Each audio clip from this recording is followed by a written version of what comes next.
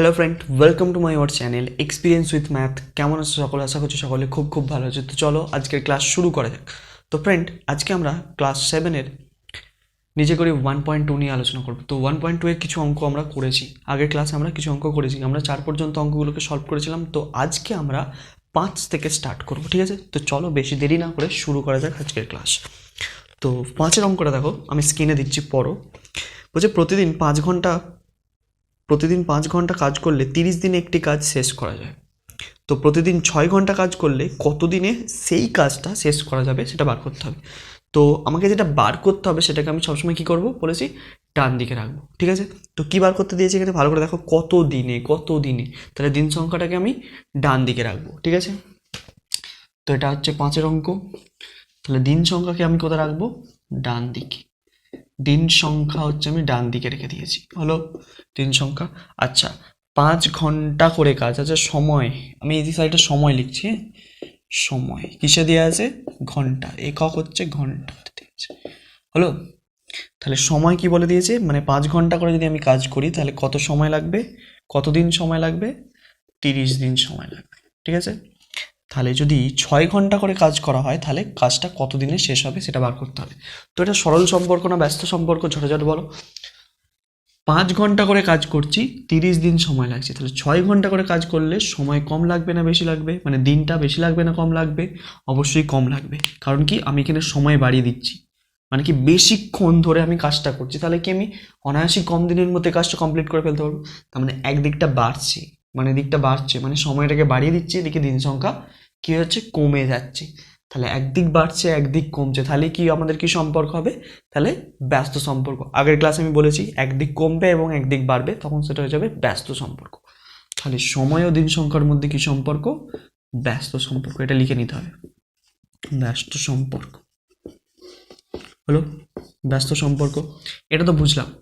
এবার হচ্ছে লিখে ফেলি, যেইভাবে লিখছিলাম, যে 5 ঘন্টা করে কাজ করলে সময় লাগে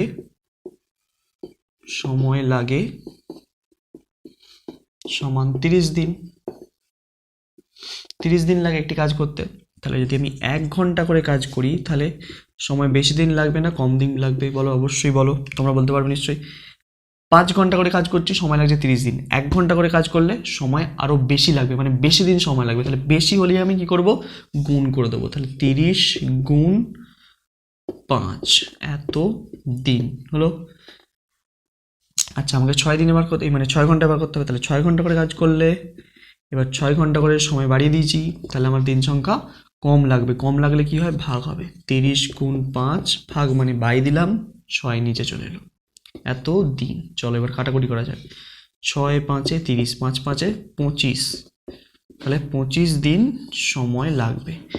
এটাই তোমার উত্তর, ঠিক আছে? এইভাবে কিন্তু অঙ্কটাকে সলভ করতে হবে। দেখে নাও, 5-এর অঙ্কটা ঠিক এইভাবেই সলভ করতে হবে। তো এই গেল আমাদের 5-এর অঙ্ক।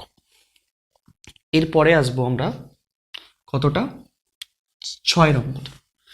6-এর অঙ্কটা খুব ইম্পর্টেন্ট একটা অঙ্ক, স্টার্ট দিতে পারো। অঙ্কটা একটু ভালো করে পড়ো নিজেরা, তারপরে আমাদের সমাধান দেখতে এসো। তো প্রথমে আমি পড়ে শোনাচ্ছি অঙ্কটাকে, দেখো ভালো করে। বলছে কোনো সম্পত্তির মোট পরিমাণের 5/7 মূল্য বলে দিয়েছে 2825 টাকা। তাহলে ওই সম্পত্তির মোট পরিমাণের 2/7 মূল্য কত টাকা হবে হিসাব করি। ভালো করে বুঝবে, ঠিক আছে? কোনো সম্পত্তির মোট পরিমাণের 5/7 মূল্য, মানে কোনো একটা সম্পত্তি তার 5/7 মূল্য এখানে দেওয়া আছে কত, যে 2825 টাকা। তো এখানে ভালো করে লক্ষ্য করে দেখো, আমি আগের ক্লাসে আমি বলেছিলাম কি, দুটো নিয়ম তোমাদেরকে বলেছিলাম। যে কি কি নিয়ম বলেছিলাম ভালো করে এখানটা একটু মাথায় রাখো। আমি দুটো নিয়ম বলেছিলাম, ব্যাপার বলেছিলাম। যদি বাড়লে কি করছিলাম আমরা, বাড়লে করছিলাম গুণ, তাই তো? আর যদি কম ছিল তখন কি করছিলাম, কমলে হচ্ছিল ভাগ। এই নিয়মে আমরা এতক্ষণ অবধি অঙ্কগুলোকে সলভ করে আসছিলাম। তো এখানে যে অঙ্কটা দিয়েছে, এখানে দেখো ভালো করে, 5/7, এই যে এটা দেখো, এটা একটা ভগ্নাংশ। আর ভগ্নাংশটা কিরকম ভগ্নাংশ, এটি একটি হচ্ছে প্রকৃত ভগ্নাংশ। কি ভগ্নাংশ? প্রকৃত ভগ্নাংশ। ভালো করে বুঝো, কি ভগ্নাংশ? প্রকৃত ভগ্নাংশ। আচ্ছা স্যার বুঝলেন কি করে প্রকৃত ভগ্নাংশ? এটা প্রকৃত ভগ্নাংশের মান সবসময় কি একের থেকে কম হয়। প্রকৃত ভগ্নাংশের মান কি বললাম? একের থেকে কম। তুমি যদি এটাকে ভাগ করো, দশমিকে কিছু একটা উত্তর বেরোবে। যদি এটাকে ভাগ করতে চাই, দেখো ভাগ করেও দেখাচ্ছি। দশমিক খাইয়ে শূন্য বসাতে হবে, তবে হবে, তাই তো? তাহলে 7 7 49। তাহলে দেখো 0.7 বেরোচ্ছে, মানে কি একটা 0.7, মানে একের থেকে মানটা কম নিশ্চয়ই। তাহলে এই যে কম মান বললাম, প্রকৃত ভগ্নাংশ মানে কি? যার মান একের থেকে কম হবে। তাহলে এই মানটা একের থেকে কম, তাই তো? তাহলে এটা একটি প্রকৃত ভগ্নাংশ। এইরকম প্রকৃত ভগ্নাংশ মার্কা অঙ্কগুলোর ক্ষেত্রে নিয়মটা একটু উল্টে যাবে। কি হবে? যদি হয় বাড়ে, প্রকৃত ভগ্নাংশ ভালো করে বোঝো, যদি বাড়ে, বাড়লে কি হবে? ভাগ হবে। বাড়লে হবে ভাগ, আর কমলে কি হবে? কমলে হবে গুণ। এইটা একটু মাথায় লিখে এখানে নোট করে নিতে পারি এই জায়গাটা ভালো করে। এটা ইম্পর্টেন্ট জায়গা একটা। প্রকৃত ভগ্নাংশের ক্ষেত্রে কিন্তু নিয়মটা শুধু চেঞ্জ হবে, তারপর নর্মাল সংখ্যার ক্ষেত্রে কিন্তু ঠিকঠাক থাকবে। ঠিক আছে, পূর্ণ সংখ্যা যেগুলো আছে সেগুলোর ক্ষেত্রে সেম থাকবে। তো এইখানে মাথায় রাখবে একটু, যখন ভগ্নাংশ মানে প্রকৃত ভগ্নাংশ থাকবে তখন কিন্তু বাড়লে ভাগ কমলে গুণ। তো আমার এখানে দেখো দুটো ভগ্নাংশ যে দেওয়া আছে, একটা 5-এর 7 আর একটা কত 7 দেওয়া আছে, দুটোই দেখো প্রকৃত ভগ্নাংশ। 5-এর 7 আর একটা হচ্ছে 2-এর 7, দুটোই প্রকৃত ভগ্নাংশ। দুটোর মানই কিন্তু একের থেকে ছোট। তো অর্থাৎ এটার ক্ষেত্রে কি করতে হবে? আমার যদি বাড়ে তাহলে ভাগ করব, কমলে কি করব? গুণ করব। ঠিক আছে, মাথা থাকবে, দেখে নাও আর এখানটা একটু নোট করে নাও। তো চলো এবার হচ্ছে অঙ্কে ফিরে যাই।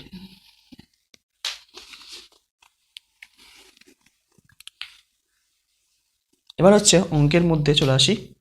তো পড়া যাক অঙ্কটা পর একবার। তো 5-এর 7 মূল্য এত টাকা, ওই সম্পত্তির মোট পরিমাণের 2-এর 7 মূল্য কত? তো সম্পত্তির পরিমাণ আছে একটা, আর একটা হচ্ছে সম্পত্তির মানে দাম, মানে মূল্যটা। তো মূল্যটাই আমাকে বার করতে বলেছে, তো সম্পত্তির মূল্যটাকে আমি তাহলে কি করব? ডান দিকে লিখব। এটা কত অঙ্ক? এটা হচ্ছে তোমাদের 6-এর অঙ্ক। তাহলে এখানে হচ্ছে কি? সম্পত্তির মূল্য লিখে ফেললাম। আর এখানে কি লিখবো? সম্পত্তির পরিমাণ। সম্পত্তির পরিমাণ ঠিক আছে। এককগুলো পারলে লিখে দেবে, অংশে দেওয়া আছে এটা, আর এখানে হচ্ছে টাকা দেওয়া আছে। ঠিক আছে, এককগুলো একটু লিখে দিলে ভালো হয়। তাহলে এবার লিখে ফেলি যে 5-এর 7 মূল্য হচ্ছে কতটা? 2825 টাকা। 2825 টাকা। তাহলে আমাকে 2-এর 7 মূল্য কত হবে এটাই বার করতে দিয়েছে। খুব সোজা অঙ্ক, বার করে ফেলছি এখন। তো প্রথম কথা গেছে সরল সম্পর্ক না ব্যস্ত সম্পর্ক একটু বলে দিয়ে গে। দেখো 5-এর 7 মূল্য হচ্ছে কত? 2825। তাহলে 2-এর 7 মূল্য কম হবে না বেশি হবে? এবার তোমাদের মাথায় একটা কনফিউশন তৈরি হয়ে যাবে যে এই দুটোর মধ্যে কে ছোট আর কে বড়। তো দুজনের দেখো ভগ্নাংশগুলো ভালো করে দেখো, দুজনের হরগুলো দেখো সমান আছে, এরও 7 এরও 7। তাহলে যদি হর সমান থাকবে যখন, তখন কি করবে? উপরে যার বড় সেটাই হচ্ছে বড়। তখন উপরে কোনটার বড়? উপরে হচ্ছে 5 বড়, তার মানে এই ভগ্নাংশটাই হচ্ছে সব থেকে বড়, এটার থেকে বড় এটা, তাই তো? তাহলে বেশি অংশের মূল্য মানে কি? 5-এর 7 মূল্য হচ্ছে এত টাকা হলে, তাহলে 5-এর 7 থেকে এটা ছোট, তো তাহলে কম পরিমাণ সম্পত্তির পরিমাণ কমে যাচ্ছে, তাহলে কম পরিমাণের মূল্য কম হবে নিশ্চয়ই। তাহলে এদিকটাও কমছে, এদিকটাও কমবে, তাহলে কি? এটি একটি সরল সম্পর্ক। তাহলে এটা লিখে দাও, এটি একটি সরল সম্পর্ক। ঠিক আছে, তাহলে আমি লিখে দিচ্ছি এটি একটি সরল সম্পর্ক হলো। তো এটা লেখার পর তাহলে এবার যেইভাবে আমরা লিখছিলাম সেইভাবে লিখবো। তাহলে 5-এর 7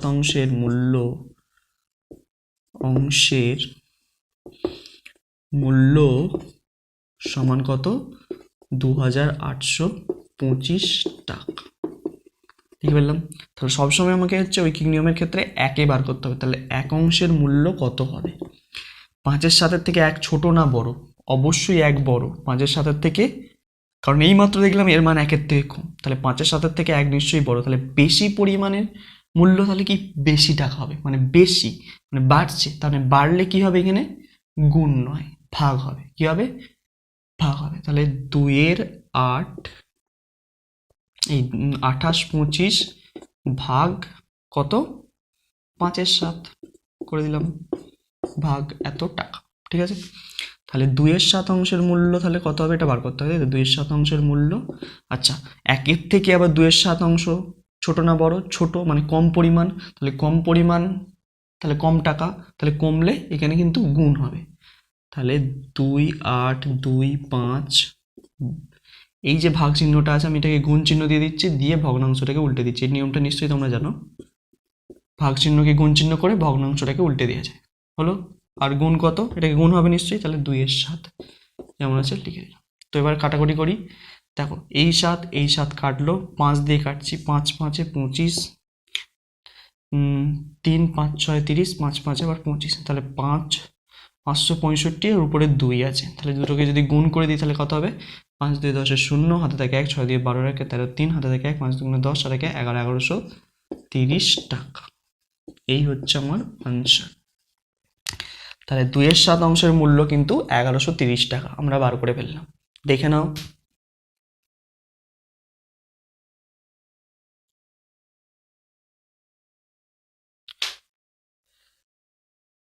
ঠিক আছে, তাহলে এই গেল আমাদের 6-এর অঙ্ক। এরপরে আসবো আমরা 7-এর অঙ্ক।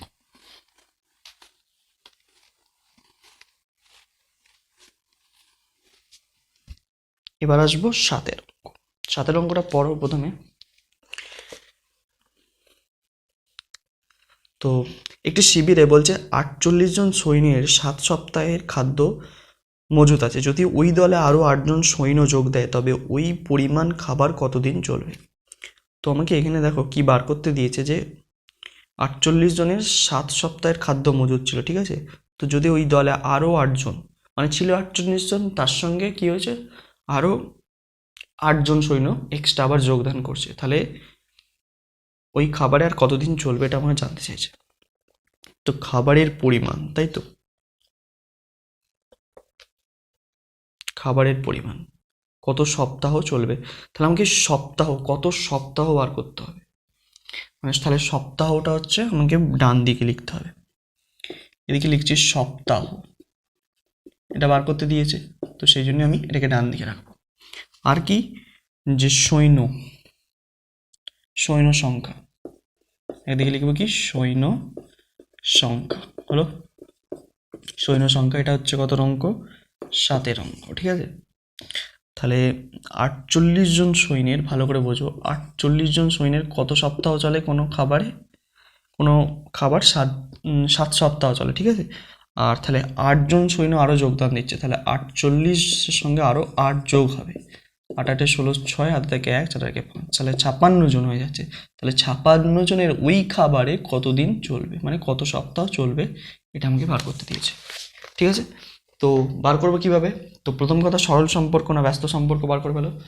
48 জন সৈন্যের কোনো এক খাবার, মানে মজুদ খাবারে যদি 7 সপ্তাহ চলে, তাহলে 56 জনের কি কম সপ্তাহ চলবে না বেশি সপ্তাহ চলবে? হিসেব মতো কম সপ্তাহ চলবে, মানে কি সৈন্য সংখ্যা বেড়েছে, তাহলে কি সপ্তাহ কমবে, তাহলে একদিকটা বাড়ছে একদিকটা কমছে, তার মানে কি এটি একটি ব্যস্ত সম্পর্ক।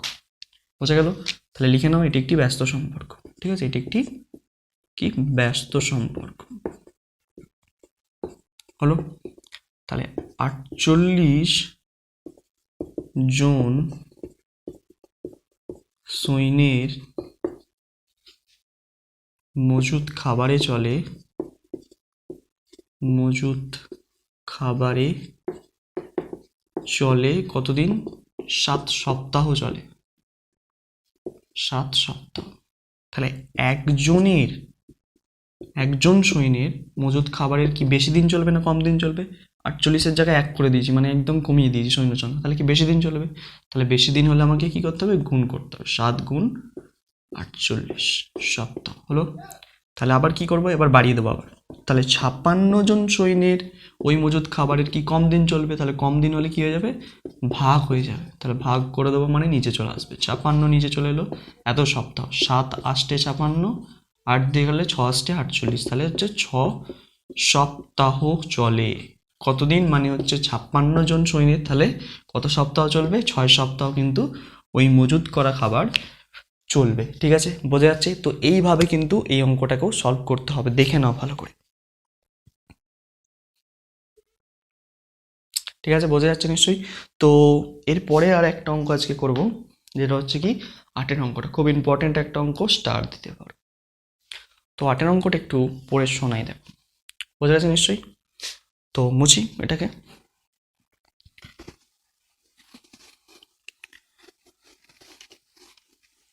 8-এর অঙ্কটা দেখো, বলছে একটি জাহাজে 50 জন নাবিকের 16 দিনের খাবার মজুদ ছিল। এটি জাহাজ 50 জন নাবিকের 16 দিনের খাবার মজুদ ছিল। 10 দিন পরে আরও 10 জন নাবিক তাদের সঙ্গে যোগ দিল। বাকি খাবারের সকলের আর কতদিন চলবে? তার মানে দিন সংখ্যা বার করতে বলেছে। প্রথমে ছক বানাই, দেখো ভালো করে। দিন সংখ্যাটা তাহলে আমি কোথায় রাখবো? ডান দিকে রাখবো। দিন সংখ্যা বার করতে দিয়েছে, দিন সংখ্যা আমি ডান দিকে রেখে দিলাম। আচ্ছা, তাহলে একদিকে দিন সংখ্যা আর একদিকে নাবিক, একদিকে নাবিক, নাবিক সংখ্যা, ঠিক আছে, নাবিক সংখ্যা লিখে দিলাম। তো এই অঙ্কটা হচ্ছে 8-এর অঙ্ক, ঠিক আছে। তাহলে 50 জন নাবিকের, ভালো করে বুঝবে, 50 জন নাবিকের 16 দিনের খাদ্য মজুদ ছিল। 10 দিন পর আরও 10 জন এসে যোগদান করলো। 10 দিন পর আরও 10 জন এসে, মানে নাবিক সংখ্যা বেড়ে গেছে। তাহলে 10 দিন পর আরও 10 জন যোগ করে, তাহলে হয়ে গেছে নাবিক সংখ্যা এখন 60 জন, ঠিক আছে। তো একটা জিনিস ভালো করে বোঝো, যে 10 দিন পর এসছে, মানে যে 10 দিন পর নাবিক সংখ্যা এসছে, তার মানে 10 দিন তো এই 50 জন খাবার খেয়েছে নিশ্চয়ই, কিছুটা খাবার তো কমে গেছে। তাহলে 10 দিন খাবার খেয়ে নিয়েছে, মানে 10 দিন এখান থেকে বাদ দিয়ে দেবো, তার মানে 6 দিন। তাহলে বাকি যে খাবারটা আছে, 6 দিনের খাবার আছে, এই 6 দিনের খাবারে 60 জন সৈন্যের কতদিন চলবে, এটা আমাকে বার করতে হবে, ঠিক আছে। তো এইভাবেই হচ্ছে অঙ্কটাকে সাজিয়ে নিলাম। এবার হচ্ছে কি, নাবিক সংখ্যা এবং দিন সংখ্যার মধ্যে সম্পর্ক বার করব। 50 জন নাবিকের কতদিন চলছে? 6 দিন যদি চলে কোনো খাবার, তাহলে 60 জন নাবিকের কি কম দিন চলবে? তাই তো, কম দিনই চলবে। তো নাবিক সংখ্যা বেশি হয়ে গেছে, তাহলে কি দিন সংখ্যা কমে যাবে, কম দিন চলবে, কারণ কম খাবার মানে কম দিনে শেষ হয়ে যাবে তাড়াতাড়ি, মানে নাবিক সংখ্যা বেড়ে গেছে। তাহলে এখানে তাহলে একদিকটা বাড়ছে একদিকটা কমছে, তাহলে এটি একটি ব্যস্ত সম্পর্ক। একটি কি সম্পর্ক? ব্যস্ত সম্পর্ক হলো। এবার দেখো, 50 জন নাবিকের নাবিকের চলে কতদিন? 6 দিন, ঠিক আছে। তাহলে একজন নাবিকের কি হবে? বেশি দিন চলবে না কম দিন চলবে? বেশি দিন চলবে একজনের। একজন নাবিকের যদি দিই আমি, তাহলে বেশি দিন চলবে, তাই তো। তাহলে বেশি হলে 6 গুণ 50। এই জায়গাটা বোঝা যাচ্ছে কিনা দেখো, এই জায়গাটা বোঝা যাচ্ছে কিনা দেখো। আমি বলছি কি, 50 জন নাবিক, ধরো কোনো খাদ্য আছে, কিছু পরিমাণ খাদ্য আছে, সেই খাদ্যটা 50 জন নাবিক 6 দিন খেয়ে শেষ করে ফেলে। 6 দিন লাগে, তার মানে 6 দিন চলে যায় তার খাবারটা, ঠিক আছে। ভালোভাবে 50 জনের জায়গায় যদি আমি কি করি, একজনকে ওই খাবারটা খেতে দিই, সে বেশি দিন ধরে খাবে না কম দিন ধরে খাবে? অবশ্যই কি বেশি দিন ধরে খাবে। তো সেই জন্যই কি এখানে বাড়ছে, বেশি দিন মানে বাড়ছে, তার মানে এখানে গুণ হয়েছে, বোঝা গেছে। এবার দেখো, এবার হচ্ছে কি, তাহলে 60 জন লাগিয়ে দিচ্ছি। এবার ছিল 1 থেকে এবং ডাইরেক্ট 60 করে দিলাম, মানে অনেক বাড়িয়ে দিলাম, মানে 60 জন নাবিককে বলছি ওই খাবারটা খেতে। তাহলে কি, তারা কম দিনের মধ্যে খুব তাড়াতাড়ি শেষ করে ফেলবে, মানে দিন সংখ্যা কমে যাবে। তাহলে কমলে ভাগ হয়, তাহলে 6 গুণ 50 বাই 60, তাহলে 6 10 60, 10 5 50, তাহলে 5 দিন, 5 দিন চলবে। এটাই হচ্ছে উত্তর। এইভাবে কিন্তু অঙ্কটাকে সলভ করতে হবে, দেখে নাও।